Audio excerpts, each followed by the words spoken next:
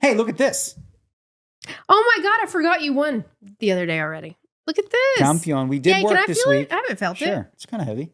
Got a few of these. It is kind of heavy, huh? I could just do some exercising with this. Okay. Permission Good to talk job, babe. Permission to talk a little poker? I want you to. Okay, cool. I'm so happy. Talk about our week. So this week we did, as you can see it, I don't know which camera or whatever, but it says mixed game champ. I won the dealer's choice, which is my favorite thing. So dealer's choice is a poker game where I'm so bored of like just hold'em. Yeah. Like I didn't even finish the series like earlier because it was like just all hold'em. It's just the same repetitive shit. Mixed games, you play every 8 hands, you play a totally different game. And it's fun. It keeps it exciting. With dealer's choice, you get to pick the game. And what's fun about that is like, you know your strengths and weaknesses, but you have to match them against everybody else. Yeah. And factor in your stacks and all this kind of stuff. So I demolished that freaking final table. Yeah. I had like, I've never, ever won a tournament like that where I got scared at the end. That's it. 5-handed, nobody had 2 big bets. Nobody, just me. I had 80% of the chips. Then I got heads up with Nick Schulman. And here's what happens to you. And I'm going to talk about the emotional trauma, but because it's happened to me before. Yeah, you said trauma the other night. I was shocked. Yeah, because it's not trauma like real trauma, but it's if you could feel you have the memories and the trauma. So I have 9.4 million. Nick Schulman has 300,000. Okay, he has to put the 300,000 in. We play this game a single draw where I have a pat jack. It's already a jack. He takes 4 cards, so I'm 90% to win. Right? You already know? Oh wait. Well, I'm over 90%. Well, we show. So then he picks the first one. It's fine. We're like, haha, how cute. Oh, another one. Oh, look at that. He's still alive. Oh, ho, ho, another. And then he beats the jack. Okay. Ha, ha, ha. That's funny. Okay. Then he doubles up again. Ha! It's crazy what's going on here. Then he doubles up again. Oof. And now all of a sudden he got 2.4 million. Yeah. And now he has 5.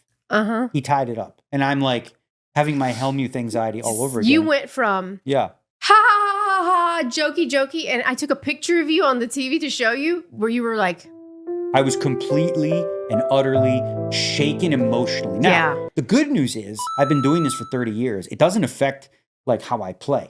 Like I was playing the game. Never? No, I mean, I was locked in playing. I was playing quite well. And I wasn't going to let that make me, but it was like the losing, like I wanted to get this into this too, because I also did good in the Super High Roller Bowl mixed game that they had, the 100K, the first time ever. The crossover into, we'll talk about more of my problems or just, what I deal with. like that. Yeah, I know. So you can diagnose me. So when you play poker for 30 years and you've gone through streaks of like very like, high highs and you've had some runs that are low, your memory in your brain. It's like bipolar for you in poker. Yeah. Your memory in your brain have like all those past, I don't know if it reminds me like a boxer when he's been punched, all these memories and these like anxious moments of the past, like come back to you. So it makes you feel like something bad's going to happen. Yeah. So that was one bit of trauma that I avoided. I ended up winning in a PLO pot. Now, fast forward to this one, the 100K. They've never done this before. Super High Roller mixed game. That's after this. Yeah, another one. I did good. I had, what I do? I had 1st, 7th, 9th at that series. You had 4th in this one. And then in this one, I was drinking. Okay, so I didn't tell people this, but like I had a little bit of a cough one morning. So I took that little Advil Sinus and Cold, the one with the Sudafed in it. Pseudoephedrine, yes. Okay, that's like a cheat code for me. That's like meth. Yeah, mix it with red wine. And I told you don't do that. No, it's not fair to everybody else. I know, but it says like dangerous. It's fine. I looked it up. It's fine. I did too. It says in excess. I looked up on Meta AI. What'd you do? ChatGPT? Yeah. I did Meta AI. And it's fine. What's better? Okay. Anyway, it said it's fine. It's good for cough. It's got flavoflavins. The two of them together? No, but I don't take them like at the same time. I had the two of them together. So I'm in the zone now. I'm on drugs. I'm on red wine and Sudafed. Yeah, and I'm playing well. Late at night, I make one small mistake against Texas Mike, but whatever. It's not a big deal. Yeah, it's close. This other one really shook me. Like I didn't go for this bluff in PLO against Yuri. The one I was talking about. No, it was the night before. The night before the final table. It was a big hand where, like, the thing is, in theory, I should not bluff with my hand. Because when you play PLO, for the nerds out there, you need what's called blockers. Blockers, yes. So you want to remove cards that they could have to make the straight. I didn't have any of those. But my information led me to believe that he never has the nuts. He can't. So I thought about just going for a big bomb, and I didn't. And I think it might have worked. But again, that doesn't mean it's right or wrong. But, that sort of was like, missed one. Okay, whatever. That's what you have to do when you go. You make the long drive home and you start thinking about, how to improve. And I've always been that because I've got a championship mentality. And then So we're four-handed, limit hold'em, which is no limit except it's limit. Limit used to be his best game. Yeah, and I'm so rusty. Yeah. This hand is a perfect example because I could have done everything else I could have done would have been better. I raised with king, queen. I have a king and a queen. I was queen screaming, but go ahead. Yuri, who's got more chips than me and, can apply some what's called ICM pressure. He 3-bets. I call.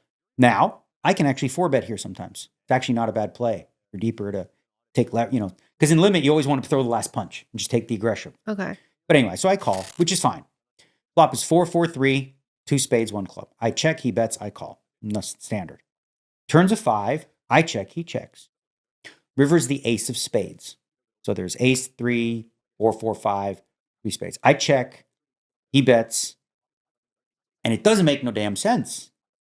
Because, so here's what I went through my mind. In theory, he's never supposed to have an ace, ever, because it should always bet the turn, always. He can never have a pocket pair, 7s, 8s, 9s, because he would always bet the turn, okay? Can't have a flush, because he bets his flush draws on the turn. He always bets. So when he bets, I'm like, he can't have nothing. It's an obvious call. It's like the easiest call imaginable with my king, queen, even though I only have king, queen high. I'm like, how do you call with king high? Because when you break it down, he just doesn't have that hand. But then I remembered a few hands in some other games where he checked back turn with hands that he's supposed to bet. Yeah. And I thought, well, maybe he's somewhat balanced here. Maybe he just has the ace. I folded the hand, and it was a 1,000,000 chip pot. And I you was were watching. Screaming. Yeah. At the computer. And it's crazy. It was 160,000 to call. It was 980,000 in the pot. Almost 1,000,000 in the pot. Yeah. And the dumb thing is, I have these stack. We use time extensions, right? I have a stack full. Just use them. I don't know why. I looked at the clock instead of I should never even look at the clock and just play. Yeah. But I looked at the clock and I'm like, okay, fold, because I didn't want to waste another one. But I could have just wasted 3 more, and I would have got. That was a very, very crucial pot. I ended up getting very unlucky. Texas Mike made a bit of a mistake in Badoogie. He hit like a miracle, got there, beat me. And then I'm driving home, and I'm watching the stream because I want to see. And I'm like, I don't even need to see. First time in our life, he didn't text me, he busted. Yeah, I already know without even having to look. And of course, I see the hand come up, and I see that he had queen 9 of clubs, and he bluffed it. So the thing about it is, mistakes happen. Yeah, but so there's 2 different ways that you feel trauma in poker. One is you have really bad luck, which I had a little bit of that, But then there's the other one, more powerful, which is when you made a mistake. Some people react differently to either one. One is more impactful. For you? For me, it's me making a mistake. Of course. Because that's within my control. I would feel like that would be for most people. I don't know. That because I don't think most people are objectively honest with themselves, and they justify. And they, even when they make mistakes, they typically go, no, I'm sure it was okay. This was a mistake. Huge. Absolute easy slam dunk call. So I take full responsibility. And I think one of the things that makes me successful, and has for 30 years, is, it is traumatic. I feel it. I don't like it, but I get over it. Yeah. And it makes me better. You get over it really fast. And listen, after 30 years, I still make a mistake like that. You know what I mean? Yeah. And it's going to happen again. And I know that. When I won the 50K Poke Players Championship, I made a couple some mistakes there too. It's just a question of fatigue and all that stuff. But I'll tell you what I did enjoy. And I never used to be able to do this. Some Faust. Red. Okay. Oh, the red wine. Wine. I'm like, I was having 2 glasses a night with my dinner. I was getting a little lemongrass. And I feel like it was more that last night. No. Well, I did have 4 on one night, but 2. I was doing 2. Because I would have it with my meal. I found Lemongrass as a restaurant at the area, and they have this tofu satay that's really good. And then this is annoying, and this is they probably think I'm trolling, but I get the shrimp salad without the shrimp. That's why. Lots of people do things like. But it's so stupid. No, you're like, wait a minute. So you want a cheeseburger with no cheese and no meat? Yeah. What? It's so want stupid. The bread. So twice in the week, they messed it up. I don't know. I've seen lots of people. Oh, they put it in. Yeah, because it's they probably think wait a minute, it's a shrimp. It's I saw this other guy have it. It's got mango and a citrusy lime. No, I don't think that's weird. I think that's stupid that they wouldn't get that right, actually. Because if shrimp? If I had chicken, I'd be no chicken, and you still have the mango But and all the stuff. But who orders that? Lots of people. I'm not, listen, I'm going to take the responsibility on that one because it's a stupid order. I get it for them. Okay. It's who does that? What are you kidding me right now? I don't think it's that dumb, but whatever. You want a chicken sandwich with no chicken? Yeah. What the hell? Yeah. I just saw the ingredients in the salad part. I like that. Yeah. My mom, everywhere we go, she gets salad without the meat. Everywhere we go. Oh, that's different. Like there's a salad that looks good to her with all the stuff in it. Yeah. And it always has like Hold the some sort of chicken meat. or- yeah. Take it off. Yeah. Everywhere we go. Yeah. She's like you. So I was doing that. I was having a little, and I'll tell you the big shift that I wanted to talk about with the alcohol thing is, I know you don't drink it all. And when I used to drink 10, 15, whatever, there was no stopping. There was no end time. It's hard. That's for me. It's hard for me. Alcohol was, the last drink was before I hit hit the pillow, 6 in the morning, 7 in the morning. Now I've gotten a little older, a little more cultured. I really enjoyed the wine. It was very good. Faust, if you've never tried it. I mean, I love it. It's so good. And, I think that's my problem, by the way. That you just binge? I can't what am I going to have a drink? Yeah. It's so boring for me. That's the coolest thing is like I would, with my dinner, I love the taste of a glass of wine. And then I'd have like 2 glasses of wine. I'd get a little bit of a buzz. Mm-hmm. I was feeling happy, having fun. I was talking. I was doing some table talk. I talked Benny Glazer out of a pot. Sounds to me like Benny has hit this ace but has no low. And I think Daniel's right, by the way, that lose. very often he is going to. You don't bet the turn, you lose. For sure. I think Benny could definitely have a tough decision with a hand like ace-king here, though. Oh, he's got a tough one. You got a 2-way hand or a 1-way? Which way? Which way you going, buddy? I lied. I didn't have a Madsen hand either. I had a fucking Mike Mattisau hand. It's a big, that's a big. This is a Mike Mattisau hand. I lied with the Jeff Madsen thing. Throw him off. I win? Fold. Yes, I believe Okay. you. Yeah, I have you. Use 3-6. 2 and high and low. You said you were going to show me. Any 2. Take any 2. All right, these 2. These 2? Yeah. That beat you for high? Oh, shit. Then I bluffed you.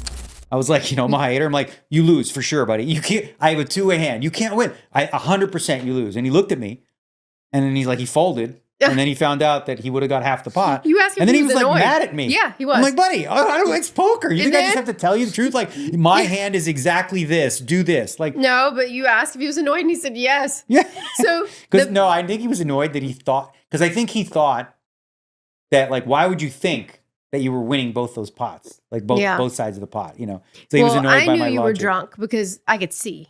Yeah, Okay, I was having so- fun though. I could tell I was in the chat on YouTube and they made me a moderator. And Remco had texted, said, "Is that really you? Let me make you a moderator." Mhm. So I was playing around with people and I was like, I can see that he's drunk by the way he walked on the Really? break from one table to the next But table. that's ridiculous. I could see in your walk Just that because you I'm were having fun. No, just there's What a do you walk. mean? Like, I'm not like I just 2 glasses of wine. No, I'm no, not like there's a stance. I'm that just you- like more relaxed. just Got a real little more loosey. pep in my step. And then you get real touchy with people. Hey, you're like slapping backs and shit like that. And that's how I really know. Like you were doing that to the guy next to you. Did it a few times. Did you What was watch his the name? video that I sent you with the Shane Gillis bit on SNL with the couple of beers? Couple of beers, yeah. Did you watch the skit? Yeah, And at the end, I've he's seen like, it. My It's doctor in prescribed prescription bottles. couple of beers, because then it's like it makes everything better. I connect with my kids. And I then love a my bump. kids. And then it's like when then you get tired, you go, here's a little bump. Yeah. And then I was thinking about you because you used to do bumps Yeah, to make you like woo woo woo. And then he starts vacuuming and shit yeah. and like Get a getting lot mad, huh? Get a lot done Get a lot done, huh? on a couple of beers and a bump. Couple of beers and a bump because kind of keeps you going. I mean, That's- if you could just keep it at that. yeah. No- Nobody believes me when I say Nobody does. I don't do drugs or never did drugs It's crazy. because they see me and they're Mhm. like, he has to be on cocaine. Well, everybody always said like you're like on Adderall or something like that, but you've never done drugs. No. He's never done drugs No. except for weed, Yeah. and he didn't even like it. So, No. and I don't like weed that much either. No.